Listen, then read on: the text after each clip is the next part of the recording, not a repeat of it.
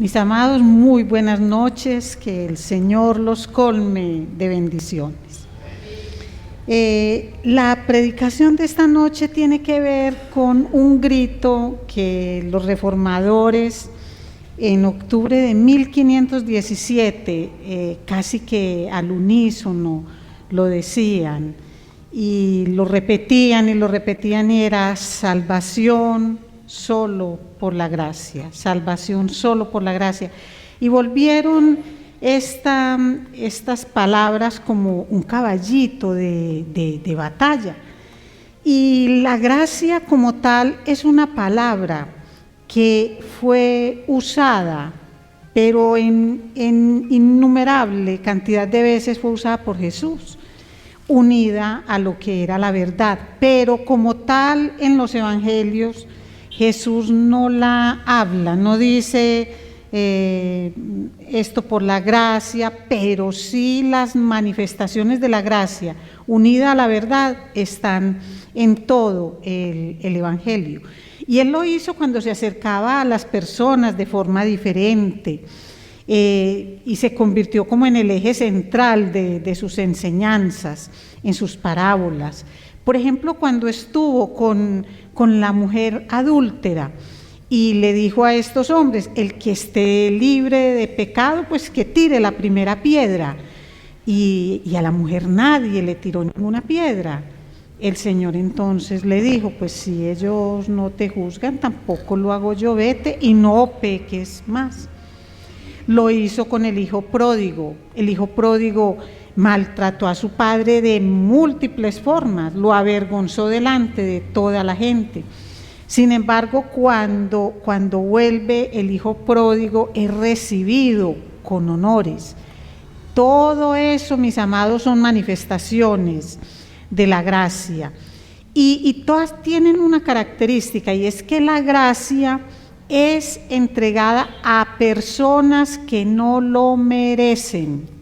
No lo merecen, es solo por amor y hace parte de lo que es la soberana voluntad de Dios por el amor de Él hacia nosotros. No puede ser pagada absolutamente con ningún precio y es lo único capaz de cambiar desde el interior del pecador, cambiarlo de tal forma que esto se manifieste en el exterior. De resto no hay forma en que se pueda lograr esta transformación. Mis amados, era el mensaje de Pablo. Pablo decía: yo predico a Cristo crucificado y resucitado. Pero en todos los sermones de Pablo vemos la predicación de la gracia gratuita, de la gracia soberana. Eso es lo que él predica.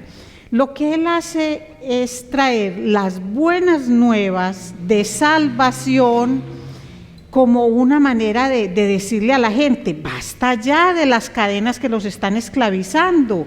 Ustedes no deben estar atados a esas cadenas de esclavitud que les impone el pecado, porque han sido salvados por gracia. Entonces, cuando se predicaba esto, cuando Pablo predicaba esto, así como en el tiempo de Jesús también, como hoy, desde todos los púlpitos, cuando esto se habla, entonces hay personas que no están de acuerdo con eso, porque la gracia siempre ha tenido enemigos. Y uno dice: pero ¿cómo es posible que semejante regalo que nace del amor del Señor, de una soberana voluntad misericordiosa, tenga enemigos? Y si los tiene. ¿Por qué los tiene? Porque es que las personas dicen: no, vea, de eso tan bueno no dan tanto. ¿Cierto que ese es un dicho muy común entre nosotros? De eso tan bueno que van a dar tanto. Una fortuna espiritual como esa, ¿cómo la va a entregar el Señor a nosotros sin que tengamos que pagar nada? No, yo eso no lo creo, dicen algunos.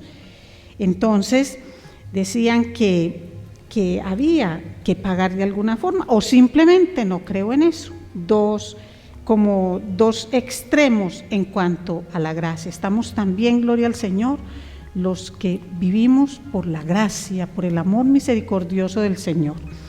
Pero hoy vamos a mirar como esas dos orillas en las que estaban grupos de personas, los que rechazaban ese concepto de la gracia o simplemente los que decían no, hay que pagar por esto, o así de esa manera no es.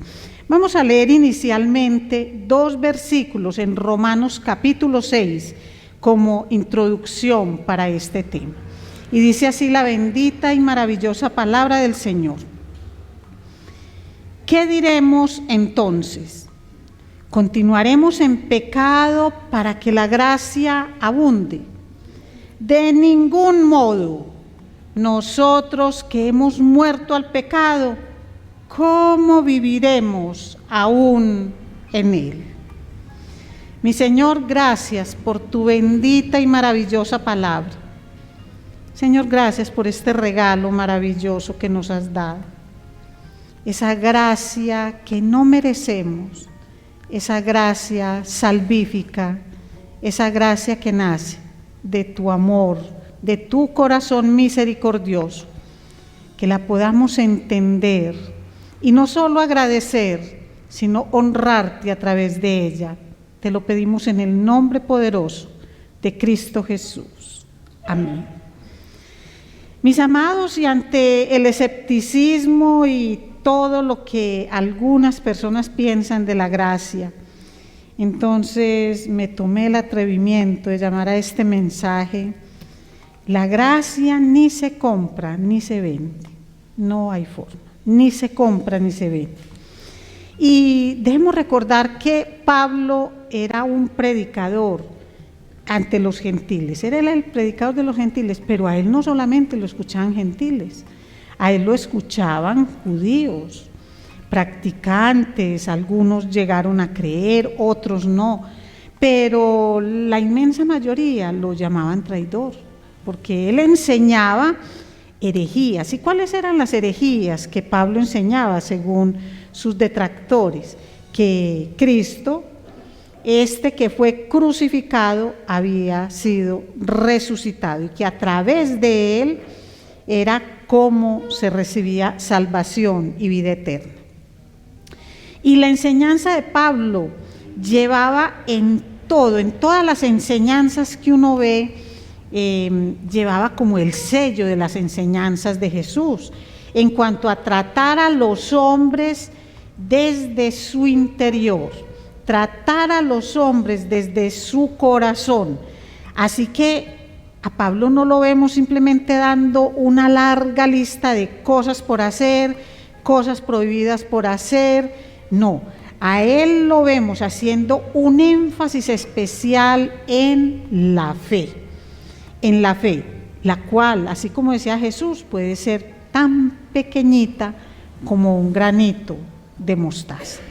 Entonces, en todas estas cosas que estamos exponiendo, ¿qué es la gracia? Y la gracia no se puede definir con una palabra solamente. Para hablar de la gracia nos tenemos que ir como al origen de la gracia, y esto se remonta a unas palabras que implican agacharse, inclinarse, y esto es muy, muy especial, porque es que quien da la gracia es el Señor. Entonces, estaríamos diciendo que Él es el que está haciendo esa acción con respecto a nosotros, porque es que la gracia, en palabras que nosotros podamos como digerir muy fácil, es conceder un favor, es darnos algo, es brindarnos algo, pero siempre brindándolo de forma gratuita e inmerecida, porque es dada a alguien que jamás podría hacer nada por ganarla. ¿Y de dónde proviene la gracia? De la soberanía de Dios, de esa manera que el Señor tiene de acercarse a una humanidad caída, pero a la cual ama profundamente, y que no, Él no se resigna a que simplemente no estemos más con Él. Él que nos creó, Él que nos soñó, que nos pensó desde antes de la formación del mundo, Él no va a dejarnos expuestos simplemente al mal, así como así. Él no nos deja solos. Y es justo ahí donde surgen estos dos tipos de personas. Los que piensan que la gracia la puedo usar sin ningún tipo de control. Eso se llama anarquía moral, cuando yo no tengo límites para nada, ni en un gobierno, ni en nada, eso es anarquía. En este caso moral, sin control, yo hago como me dé la gana. Ya me dieron la gracia, entonces yo hago con ella lo que quiero. Pero hay otros que dicen que este es un favor, que reconocen, pero que hay que pagar por él, y eso se llama legalismo. Entonces, ambas cosas, tanto el que está en anarquía moral, el que no reconoce ningún límite, como aquel que pone todos los límites, están equivocados, absolutamente equivocados. Por eso es que, vuelvo a insistir, que la gracia ni se compra ni se vende, porque la gracia es absoluta y totalmente gratuita, y no se vende porque es un don de Dios. ¿Y quién dijo que Dios comercia con nuestras almas? Eso del comercio con nuestras almas, eso es algo que solamente los que comercian con la fe para obtener recursos de aquellos que ni leen la palabra, ni se acercan a ella, que solamente de vez en cuando la escuchan, pues pueden hacer un mal uso de ella. Pero Dios no es un comerciante. Él no está negociando con nuestras almas. Entonces, eso es lo primero que debemos eliminar. La gracia no se vende, porque Dios no es un comerciante que está haciendo un trabajo lucrativo con nuestras almas. Y no se puede comprar, porque es que nadie, absolutamente nadie, podría pagar el favor de Dios, aunque lo intente, en la forma que quiera, con sacrificios, con dinero, con cosas que hace, con cosas que deja de hacer, no tiene forma. Pero ¿saben cuál es el problema de la humanidad?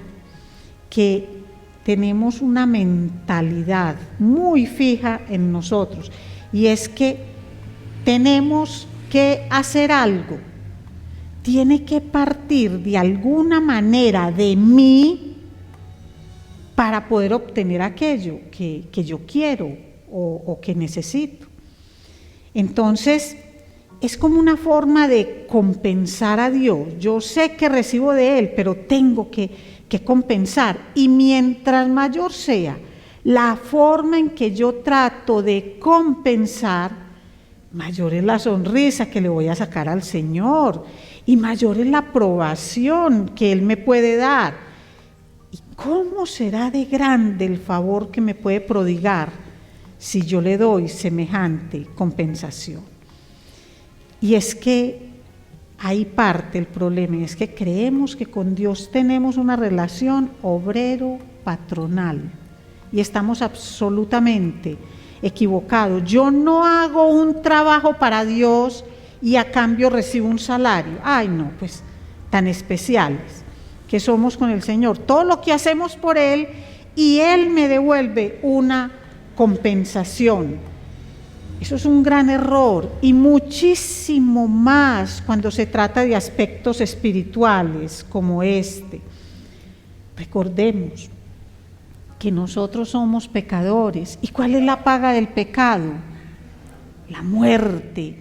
Entonces nosotros como pecadores, ¿cuál sería la recompensa que deberíamos esperar del Señor? Realmente, ¿cuál es la recompensa? La muerte. Lo sabemos, y somos tan obstinados, tan tercos, que seguimos pecando. Eso es lo que es la verdadera locura. Eso sí es. Pero eso es lo que hacemos. Entonces, nosotros no podemos ser tan ilusos con el Señor y pensar que, bueno, voy a hacer cosas por el Señor. Señor, hoy voy a leer un capítulo de la Biblia. Es más, Señor, no voy a sacrificar, voy a leer un libro completo, Señor, voy a leer a Judas. Entonces ya con eso pues el Señor ya se va a mostrar, pero altamente impresionado con esa cuota de sacrificio que yo hice. ¿Qué podemos hacer para que Él se admire de lo que nosotros hacemos?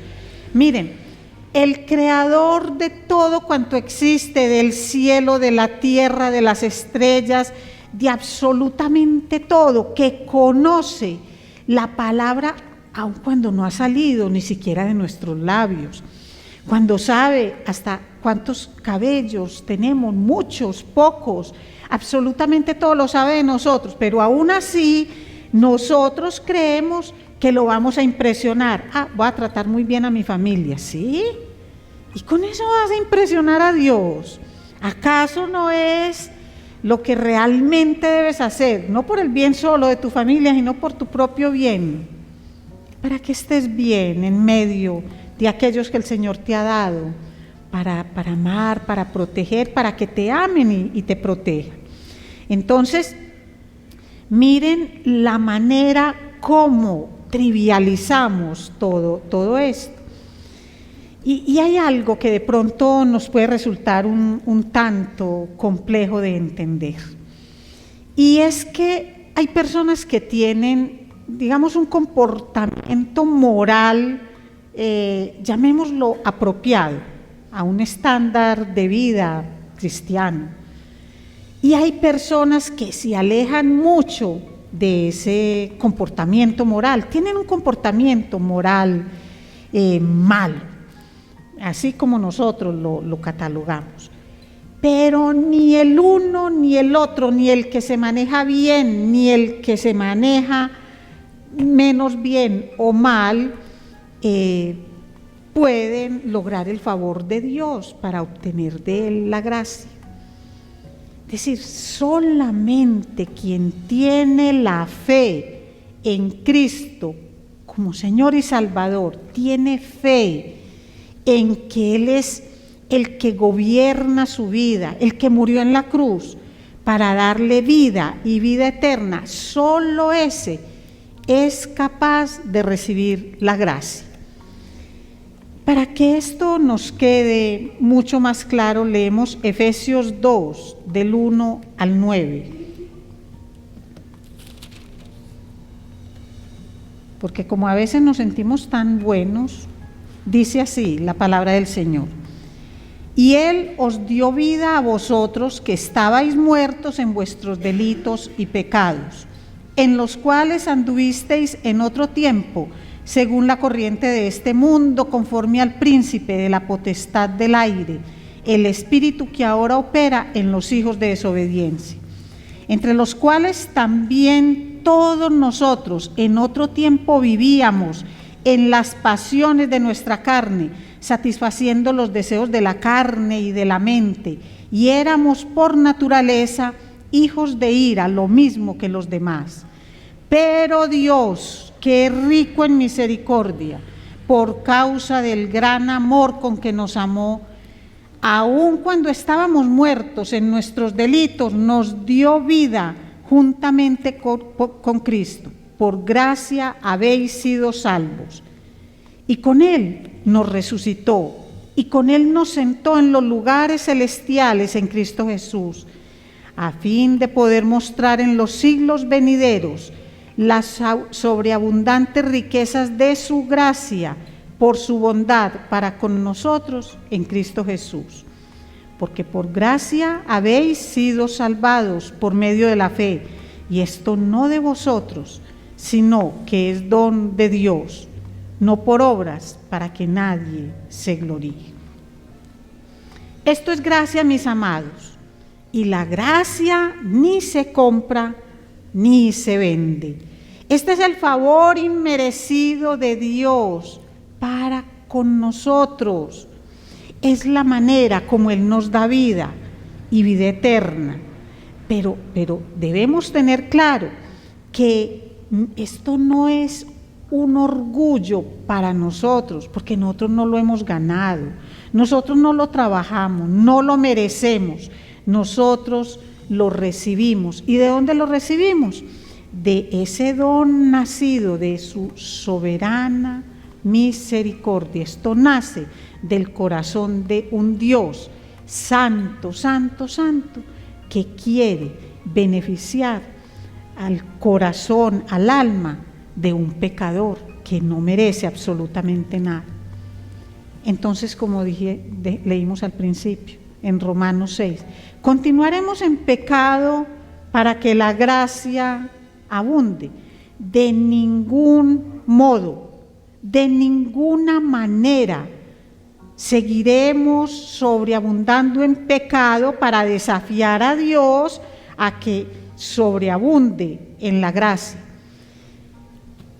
Pero saben, cuando uno mira esto, uno piensa en sus propios pecados. Yo pienso en mis pecados, en los de hace un ratico, en los de esta mañana, en los de ayer. Y es conveniente que lo hagamos para que le demos el verdadero valor a la gracia. Pero también es indispensable, mis amados, que recordemos lo que es la justificación. Y la justificación es el acto soberano de Dios, por el cual declara justo al pecador que ha creído, a pesar de que continúa en un estado pecaminoso. Acto soberano de Dios, por el cual declara justo al pecador que ha creído, y que a pesar de haber creído, continúa en su estado pecaminoso. Es decir, la justificación, que es el fruto de la gracia soberana de Dios, no significa que el pecador que ha creído deja de pecar. Eso no pasa. Tampoco significa que la persona es perfecta y que va a ser perfecta siempre y que nunca pecó, que el pecado desapareció. No, se pagó el precio del pecado, pero seguimos siendo pecadores. Lo que se reconoce a través de la justificación es que a pesar de ser incapaces de pagar el precio del pecado, Cristo murió en la cruz para hacernos justos, para pagar ese precio por nosotros. Y lo que significa es que el pecador que ha creído acepta el regalo gratuito de Dios y comienza un proceso hacia una madurez espiritual que va acompañada de un proceso llamado santificación. Es un proceso en el cual damos pasitos día tras día. Un día se aprende una cosa, al otro día se aprende otra. ¿Y cómo hacemos eso? De la mano del Señor. Y esto todo se logra por esa gracia inmerecida que recibimos como un favor de Dios. Porque esa gracia ni se compra ni se vende. Esa gracia se recibe. Es un regalo maravilloso que el Señor nos da, pero hay que creer en Él, creerle a Él y creer qué es lo que nos está dando y el valor de lo que nos está dando. Entonces, volvemos a lo inicial, que hay personas que dicen que es demasiada bondad inmerecida y por lo tanto difícil de creer. Y esa es la soberana gracia misericordiosa de Dios, que quiere dar libertad del pecado. Es decir, cuando una persona se encierra en la culpa, cuando una persona se cierra y dice yo tengo que pagar por eso no me pueden perdonar tan fácil, esa persona sigue esclava del pecado. Esa persona todavía está oprimida y tiene como en sí misma, tiene las ataduras de la esclavitud del pecado, no ha podido zafarse de eso, porque lo único que zafa a una persona de las ligaduras de la esclavitud del pecado es la gracia salvífica del Señor, de resto no hay nada. porque esa gracia es la que enseña a disfrutar a la persona que sabe que pecó, pero que en Cristo tiene victoria por encima del pecado, y que ya el pecado no se enseñorea de la persona. Pero lo triste es que muchas personas siguen viviendo esclavos del pecado. Uno dice, pero ¿qué es lo que pasa? Y miren,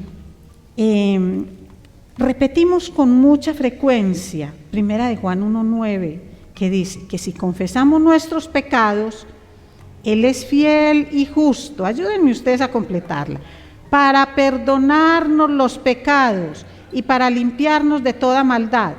¿Saben una cosa? Es casi como decirle al Señor, es que yo sé que voy a pecar, es que yo voy a fallar, yo no voy a ser capaz de no pecar. Por eso memorizamos con tanta facilidad textos como ese. ¿Y por qué no hacemos, como dice Pablo en Romanos 6, del 12 al 15? ¿Por qué no intentamos memorizar esos versículos? Romanos 6, del 12 al 15. Por tanto, no reine el pecado en vuestro cuerpo mortal, para que no obedezcáis sus lujurias, ni presentéis los miembros de vuestro cuerpo al pecado como instrumentos de iniquidad, sino presentaos vosotros mismos a Dios como vivos de entre los muertos, y vuestros miembros a Dios como instrumentos de justicia. Porque el pecado no tendrá dominio sobre vosotros, pues no estáis bajo la ley, sino bajo la gracia. Entonces, ¿qué? ¿Pecaremos porque no estamos bajo la ley, sino bajo la gracia? De ningún modo. Es decir, intentemos, dispongamos todo nuestro ser como a otro tipo de comportamiento. No nos determinemos tan fácil. No es solamente, no, es que si confieso los pecados, sí, amén por eso, porque es verdad. Pero si lo que hacemos es decir, Señor, ayúdame, yo estoy en tus manos, Señor, y tú me vas a ayudar para que mi cuerpo no se preste para eso, para que cuando yo esté en tentación siempre acuda a ti, no después de, sino antes de. Entonces, eso es lo que nosotros debemos hacer, de esa manera nos debemos disponer. No es solamente, es que yo peco y me confieso. Entonces, cuando yo me confieso, el Señor me limpia del pecado y de toda maldad. No, es así como lo dice Él. Ni presentéis los miembros de vuestro cuerpo al pecado como instrumentos de iniquidad. Es de manera consciente, racional, voluntaria, un sacrificio vivo de olor fragante para Cristo. De esa manera ofrecer los miembros de nuestro cuerpo, no solamente pensando en pedir perdón, sino en disponernos para que la gracia haga su obra en cada uno de nosotros. Ahora, hay personas que quieren convertir esta gracia en puro libertinaje. No, eso, pues, si nada nos va a pasar, pues hagamos lo que sea, que nada nos pasa. Lo dice Romanos 6, del 16 al 23. ¿No sabéis que cuando os presentáis a alguno como esclavos para obedecerle, sois esclavos de aquel a quien obedecéis, ya sea del pecado para muerte o de la obediencia para justicia? Pero gracias a Dios que aunque erais esclavos del pecado, os hicisteis obedientes de corazón a aquella forma de enseñanza a la cual fuisteis entregados. Y habiendo sido libertados del pecado, os habéis hecho siervos de la justicia. Hablo en términos humanos, por causa de la debilidad de vuestra carne. Porque de la manera que presentasteis vuestros miembros como esclavos a la impureza y a la iniquidad para iniquidad, así ahora presentad vuestros miembros como esclavos a la justicia para santificación. Porque cuando erais esclavos del pecado, erais libres en cuanto a la justicia. ¿Qué fruto teníais entonces en aquellas cosas de las cuales ahora os avergonzáis? Porque el fin de esas cosas es muerte. Pero ahora, habiendo sido libertados del pecado y hechos siervos de Dios, tenéis por vuestro fruto la santificación y como resultado la vida eterna. Porque la paga del pecado es muerte, pero la dádiva de Dios es vida eterna en Cristo Jesús, Señor nuestro. Entonces, lo que Pablo dice es, bueno, mira bien quién es tu amo. O es el pecado, o es Jesús. O le das rienda suelta a todas tus pasiones y dejas de lado a Jesús. Es eso lo que Él pretende que nosotros reflexionemos. Y miren, lo cierto es que las personas, todas las personas necesitamos ser liberadas por la predicación de la palabra del Señor. Pero no podemos obligarlas. Esa es la gracia de la gracia. Nosotros no podemos obligar a las personas a que se repriman. Eso solo es tarea de Dios. Y a veces los humanos las queremos imponer. Lo que hay que hacer es hablarle a las personas y mostrarles que una cosa es la gracia y otra cosa es el abuso de la gracia. Y que la gracia no es vivir como a la persona le place. La gracia no es hacer lo que a mí me viene en gana. Ese es el abuso de la gracia. Y el abuso de la gracia siempre deja consecuencias, como cuando se tiene una herida que deja cicatrices, y a veces esas cicatrices son para mí o son para las personas que están a mi alrededor, a veces para un número tan grande de personas que yo ni podría calcular. A veces no dimensionamos el tamaño de las heridas que causamos por ese abuso de la gracia que tenemos. Entonces, si nosotros nos burlamos de la santidad y si simplemente decimos, pequemos, que ya el Señor dio la vida en la cruz por nosotros y por gracia soy salvo, entonces pues, soy humana, entonces pecar es de humanos. Y yo me confieso y el Señor me perdona el pecado. Entonces, si yo me burlo de esa manera de la santidad, Satanás, que no se ríe, Satanás que no se burla, sino que todo eso se lo toma en serio, hace que el pecado se enseñoree de nosotros y vendrán sobre nosotros abundancia de consecuencias. Ahora, ¿cómo son las consecuencias? Malas, por supuesto. Entonces, si nosotros tenemos esa libertad, si el Señor nos ha dado esa libertad para elegirlo a Él, que es vida eterna y que Él nos ayude y conduce nuestros pasos, ¿por qué no hacerlo? Ahora, Él no nos obliga. Y si Él no nos obliga, créanme que ninguno de nosotros puede obligar a otra persona a recibir la gracia con la responsabilidad que debe ser recibida. Lo que nosotros debemos hacer es predicarla. Y textos como estos, una predicación como esta, no es lo que más le gusta a la gente y de pronto produce más bostezos que admiraciones. Porque es que cuando esto se repite, entonces uno dice, pero yo ya lo conozco, yo soy libre de hacer como quiera, porque estamos viviendo por gracia y no por la ley, no es por lo que yo haga o deje de hacer. Pero el abuso de la gracia del Señor nos lleva por caminos de perdición, porque la paga del pecado es muerte, pero la dádiva de Dios es vida eterna en Cristo Jesús, Señor nuestro. No porque el Señor haya muerto en la cruz, va a estar como congraciándose con todas las burlas que nosotros tenemos a la santidad que Él manda.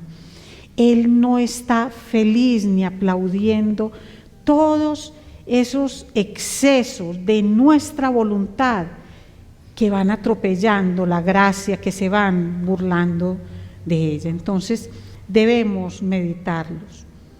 Sí, somos salvos por gracia y todo es por la fe en Cristo Jesús, que del fondo de su corazón a una humanidad que no lo merece se la ofreció. Su condición es la fe, pero Él también nos dice que pensemos, que meditemos bien en los caminos que vamos a andar, porque hay caminos que nos conducen a perdición y a muerte. Vamos a ponernos en pie. Y yo quiero esta noche orar por ustedes, por mí, y poner cada parte de nuestro cuerpo en las manos del Señor. Padre, gracias, mi Señor. Mi Señor, yo te pido una bendición especial sobre todos y cada uno de mis hermanos, los que están aquí presentes, Señor, y los que puedan escuchar este mensaje. Señor, dale vida a estas palabras, Señor. Un mensaje imperfecto, Señor, incompleto, con el cual es imposible abarcar la grandeza de tu gracia, Señor. Permite que pueda explotar de una forma maravillosa en las mentes y corazones de los que lo escuchan y que tomen la decisión por Cristo, que tomen la decisión de recibir esa gracia salvadora y no coloquen las partes de su cuerpo, ninguna parte de su cuerpo, al servicio del pecado, de la iniquidad, de la injusticia. Señor, te entrego a mis hermanos, esas ovejitas, Señor, que me diste para cuidar y pastorear. Y te pido, Señor, que guarde sus ojitos de todo lo que ven. Cuida sus ojos, Señor, de imágenes perversas que se fijan en su mente y les producen pensamientos lujuriosos. Cuida, Señor, sus oídos de las palabras que escuchan. Y no permitas, mi Señor, que se desvíen en pos de doctrinas falsas, de cosas que arrullan sus oídos, que les dan gusto y placer y que los hacen permanecer, Señor, en sus deleites y pecados. Cuida, Señor, sus manitos para que con ellas no golpeen, no se apropien de lo indebido, Señor, sino que sean utilizadas para exaltarte, para alabarte, para abrazar, para cuidar, para cargar, para proteger. Cuida, Señor, sus pies de las sendas que transitan, Señor, que sean sendas de vida y no sendas de muerte. Señor, cuida su corazoncito de aquellas cosas que guardan, sentimientos ruines, rencores, Señor, que sean desarraigados, que ninguna raíz de amargura prospere en sus corazones, Señor.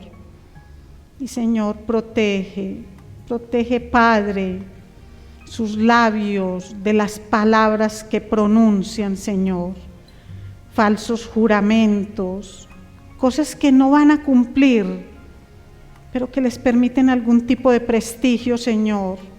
Mentiras, engaños, falsedades, Señor, aléjalas de sus labios. Señor, y cuida su mente, Padre. Todo aquello que entre en todo lo bueno, todo lo dulce, todo lo justo, todo lo hermoso, todo lo puro, en esto pensad.